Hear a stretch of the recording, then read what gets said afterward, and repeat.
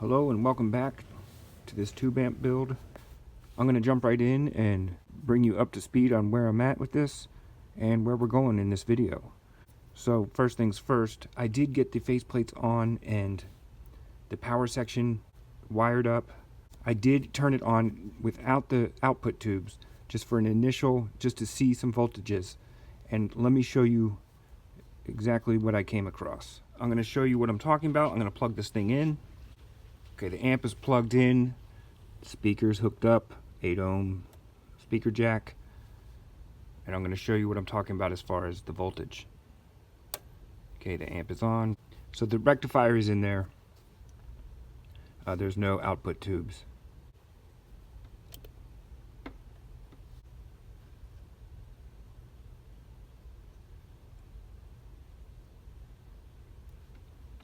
That's not 315.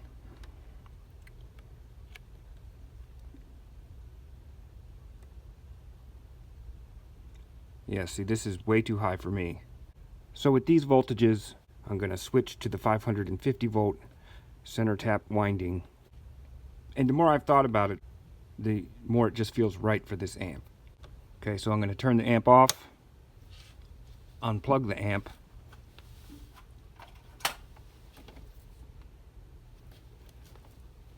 and I will discharge the filter caps before I get in there with the soldering iron.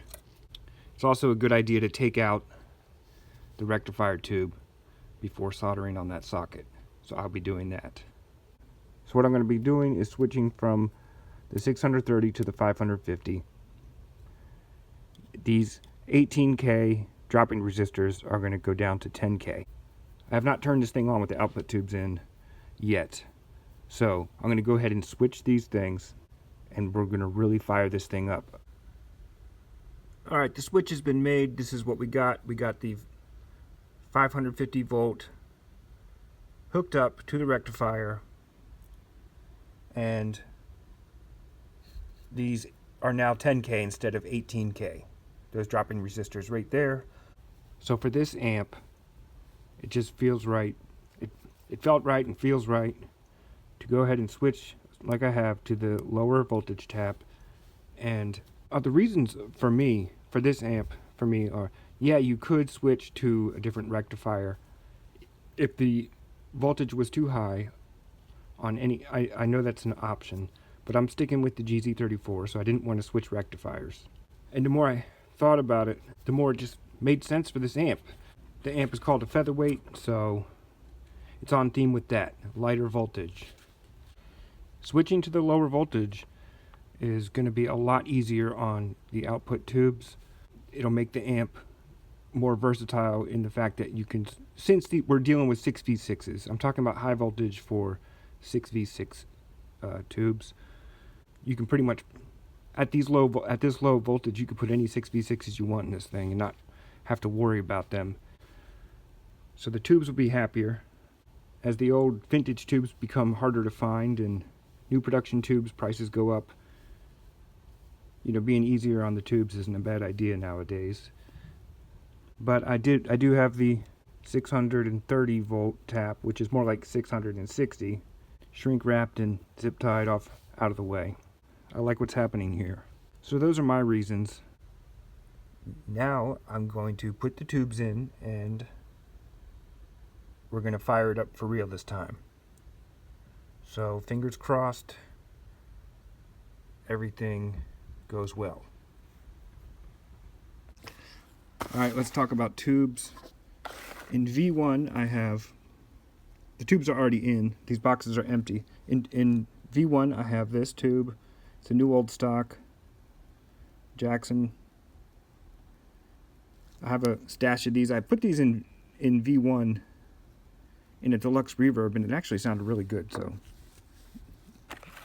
for that 12AT7 I prefer the Tube Amp Doctor. I don't know why, but they just always work and sound good. For the other two 12AX7s, some brand new Tongue Souls. JJ's for the 6v6s, matched pair. And for the rectifier right now, I got the Sino GZ34, which is actually a good rectifier. I've used them before. So that's the tubes. Okay, first time firing it up with all the tubes in it. It is in the current limiter, which will affect the bias. And hey, at least the panels are made out of black locust, which is really good firewood. So it is comforting to know if it catches on fire, I'll have time to go get a couple beers, come back, and really enjoy the fire. All right. The light is on.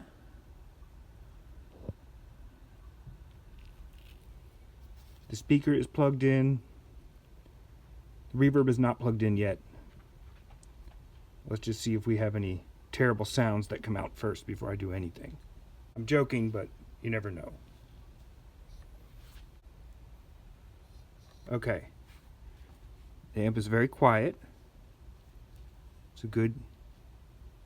The speaker is probably 3 feet from me. I just put my ear over to it, and you can't hear anything where I'm standing. So let's get going on the bias. Actually, what I'm going to do is I'm going to turn it off. So I turned it off. I'm going to let it sit for a few seconds, and then I'm going to go straight into the wall. Everything is good with the current limiter. All right, it's plugged into the wall.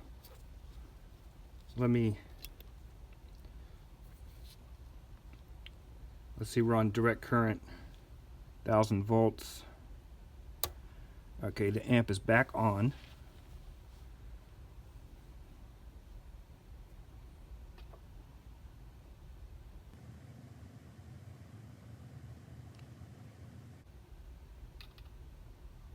All right, so we got a plate voltage of 351.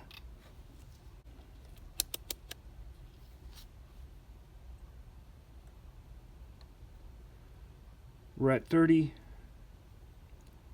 Oh, we're at 0.03, 0.031. Let's see.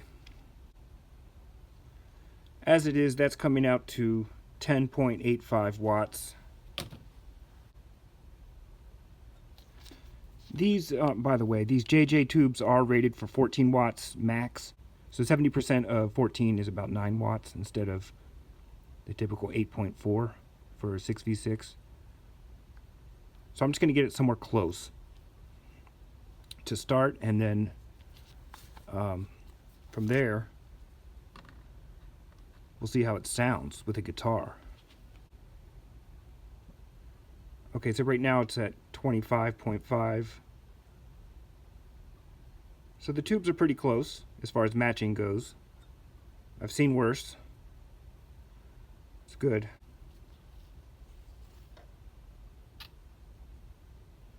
So 356. That equaled about 9.25. The amp is dead quiet as it sits. Let me see. While we're here, all right, let's see what we're actually getting. So, okay, we got 285. That's 550 divided by 2 is what? 275. So 285 is what we're actually getting. Okay.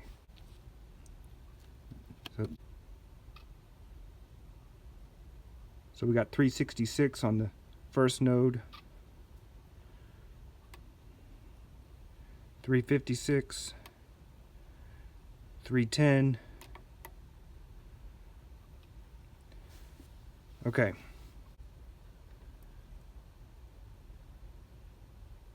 This is the 6-volt winding right here. So we got, that's right on target. So everything looks good. I mean, the next thing to do is hook up the reverb, which I'll get into that in a minute. Okay, so I'm going to turn the amp off,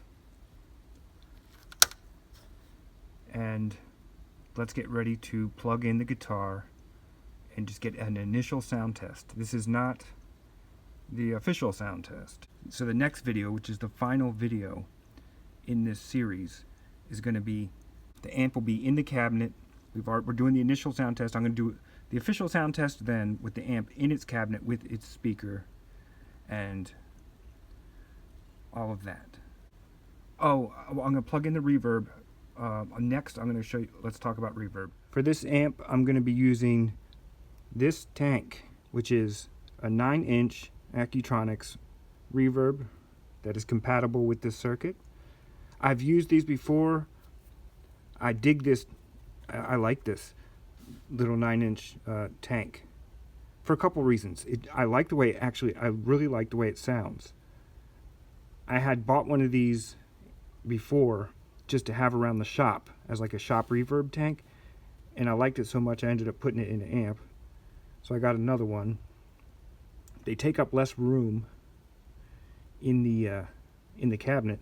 I know some people don't love Accutronics, but this particular tank, I have a 17-inch Accutronics that I don't really like, but this, for some reason, this 9-inch tank, I like it, and so that's what I'm going to be using. But let's see how this sounds. As far as price goes, I think these are only $1 or $2 cheaper than the 17-inch tanks, so they're not any cheaper really, but they do save on space, and they sound good. Okay, so it's plugged in right behind the amp there. This is just for the test. The speaker is plugged into a cabinet over there, and it's just a 12-inch Cannabis Rex 50 watt. What do you call it? Eminence Cannabis Rex 50 watt. Turning it on. I'm going to be using a Strat. I do have a humbucker in the bridge, but I'm starting on the single coil neck. So I'm going to go ahead and plug this in.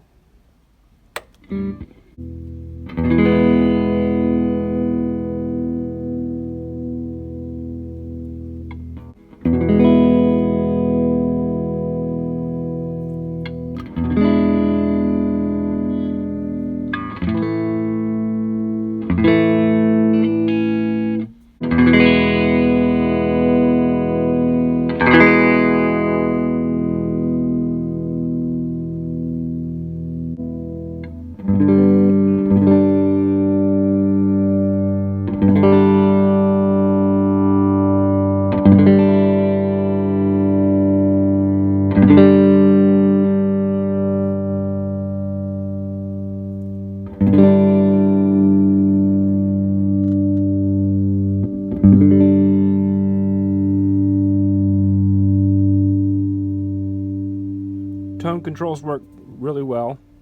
I don't know how it sounds on the camera, but I'm not mic'd up to the cab, so.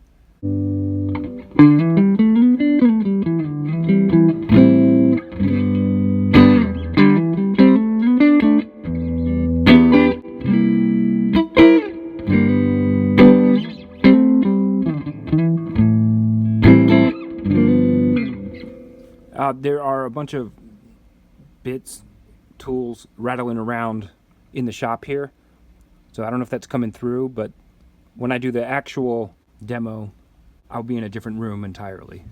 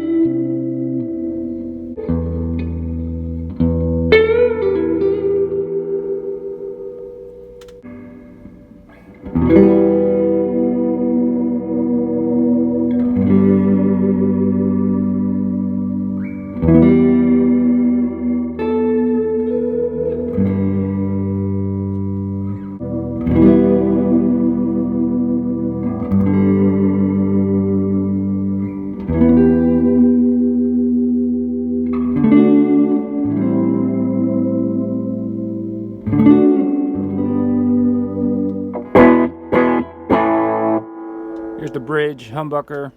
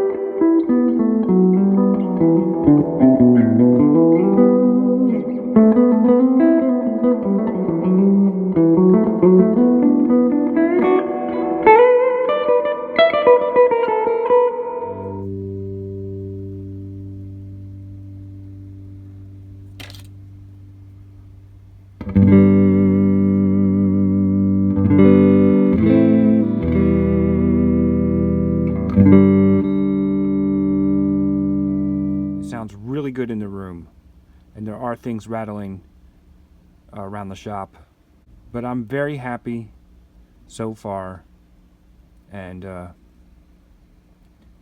I will definitely in the next video, if I do any more tweaking, to show you what I do. So I'm still excited about this thing. I dig it. So let me check the bias. This is right after jamming around. And that's good. That's where I left it. I did bring it up just a little bit right before plugging in.